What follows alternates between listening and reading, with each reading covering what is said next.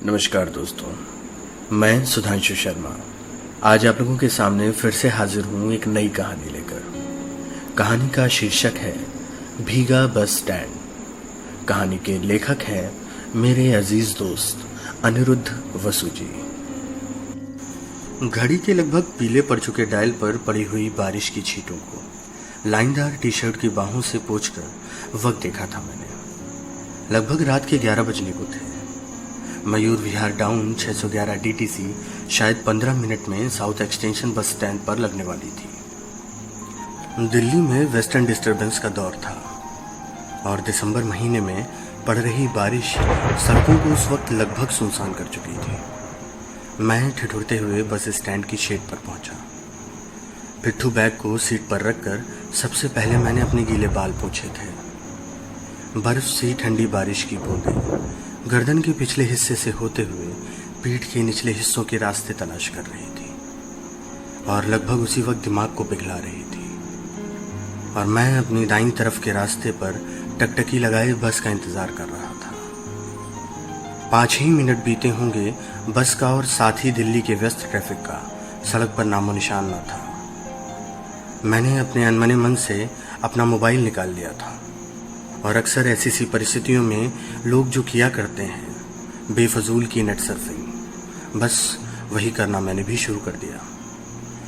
ठीक तभी एक परेशान सी लड़की मेरे अनचाहे अकेलेपन को दूर करने के लिए बस स्टैंड पर आ पहुंची। बहुत ही छोटे कदमों से उसके कदम जैसे रबर टाइल्स वाली बस स्टैंड की ज़मीन को छूने से इनकार कर रहे थे। खूब गौर से देखा था मैंने उस चेहरे को।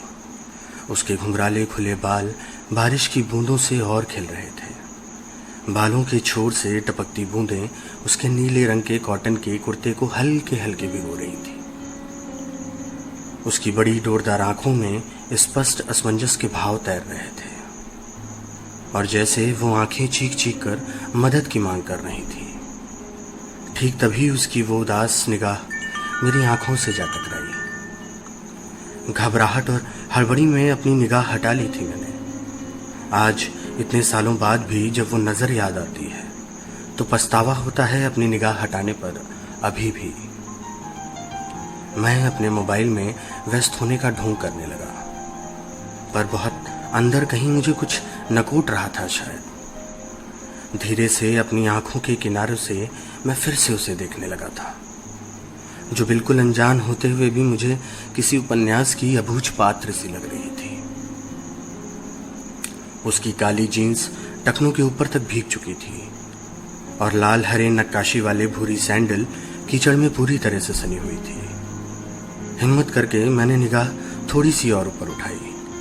वह अपने आर्टिफिशियल लेदर बैग में लगे भूरे स्ट्रिप पर अपनी दाईं हाथ की उंगलियां उलझा रही थी, जैसे किसी चीज के लिए खुद से ही लड़ रही थी वो। मैंने सड़क की दाईं ओर एक बार और देखा।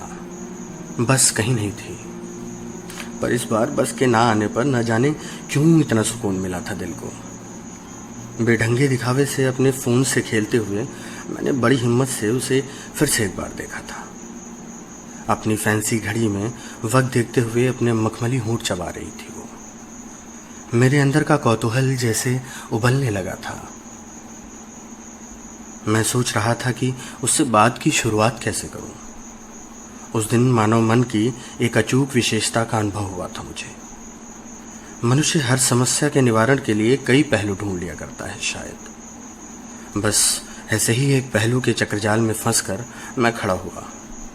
अपनी चुस्त जीन्स को टखनों तक नीचे की ओर खींचा और लगा डीटीसी सर्विस को कोसने। मुझे लगा था कि शायद वो भी कुछ बोलेगी, कुछ तो जरा सही सही, पर मेरी हर संभावना के विपरीत वो खामोश रही।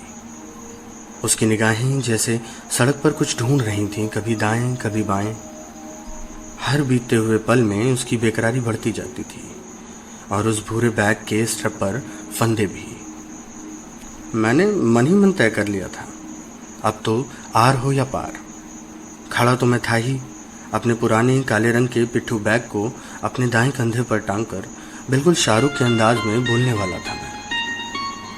हाय, मैं अंशु, नाम तो सुना ही होगा। मैंने कदम बढ़ा दिए अपनी मंजिल की ओर। तभी बारिश से जूझती एक नई नवेली मर्सिडीज एस क्लास आकर रुकी मेरी नज़रों के सामने। वो भी ठीक उसी जगह जहां मेरी मंजिल, हाँ शायद मंजिल ही रही हो, खड़ी थी। जितनी देर में मैं पलकों को 2-4 बार झपका कर वास्तविकता से अपना परिचय करवा पाता, वो मर्सिडीज कार सड़क पर कीचड़ उड़ाते हुए मेरी सो कॉल्ड मंजिल के साथ अपना सफ़र तय कर चुकी थी। मेरे अकेलेपन का साथी छूट चुका था। मैं फिर से बेजार अकेला उसी बस स्टैंड पर खड़ा था, पर इस बार घड़ी देखते हुए मैं बस को खोज रहा था।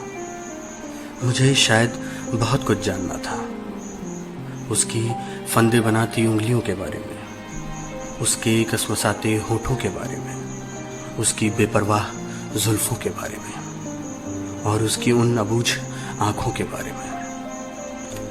मेरी दाईं ओर से 611 डाउन आती दिख रही थी। मैं बैठ ही जाता तो अपने सफ़र को निकल जाता, और ना बैठता तो उसके सफ़र में फंस जाता शायद। दोस्तों, ये कहानी थी मेरे दोस्त अनिरुद्ध वसु की। मैं सुधांशु शर्मा आता रहूँगा आप लोगों के बीच ऐसी ही कुछ कहानियाँ लेकर, ऐसे ही कुछ किस्से लेकर। धन्यवाद।